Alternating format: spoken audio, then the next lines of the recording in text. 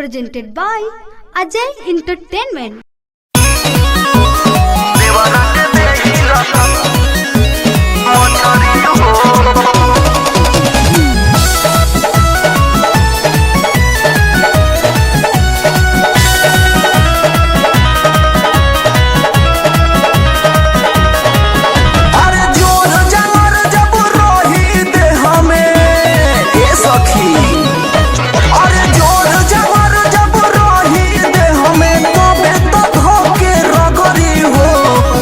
से भतारा के लाता रखियाई देवरा के देहिला मछरी हो।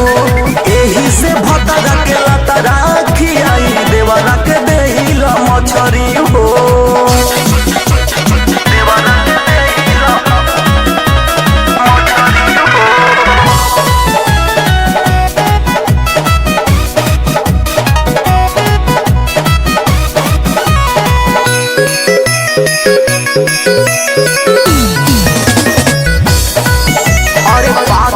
चितर सहिया बहरे देवरा के गजब शरीर हो। सैया जी के देला खीर तो देवरा के देई पनीर हो।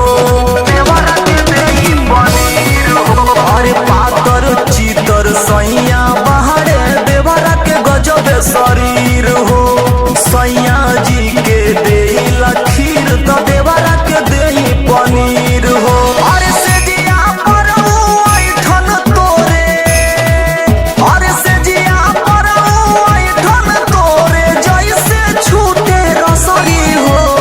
एही से भतारा के लाता रखियाई देवरा के देला मछरी हो।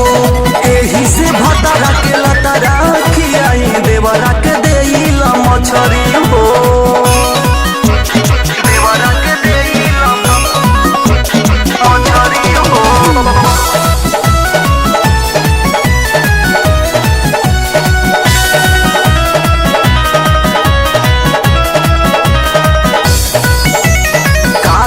सखी कहलो न जाला पियावा में तनिको न जान हो। विनय बेदर्दी राजू देवरा कचरत आवेला पान हो। कचरत आवेला पान हो। अरे का कही सखी कहलो न जाला पियावा में तनिको न जान हो। विनय बेदर्दी राजू देवरा कचरत आवेला पान हो। राजा